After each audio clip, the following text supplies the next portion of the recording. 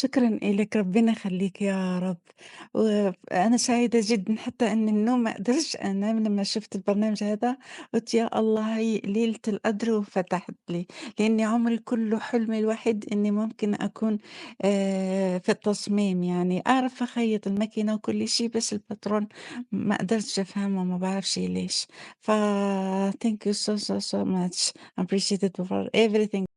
آآ أنا حبّيت أبعت لك فستان، هذا طبعًا الفضل إلك، يعني الكورسيه ما كان يطلع معي أول، فبعد البترون إن شاء الله الحمد لله رب العالمين قدرت أطلّعه.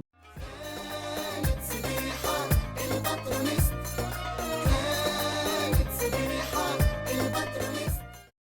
ألف شكر ليك يا أستاذ بجد، كتر خيرك بجد والله. أنا شغالة برضه في السواقين الأطفال دلوقتي، لسه جايلي شغل في حضانة وكده، استنى فساتين حفلة يعني. فربنا يسهل، حاسة إن هو يعني مش صعب الموديل، بس يعني ادعيلي بس، ادعيلي والله العظيم، يعني ربنا ليه يعلم والله، كل ما بشتغل في أي حاجة أنا بعملها والله العظيم قسما بالله، يعني والله العظيم بجد بدعيلك جدا جدا جدا. يعني أنا كانت مشكلة حياتي كلها البطرة. ألف ألف شكر لحضرتك بجد.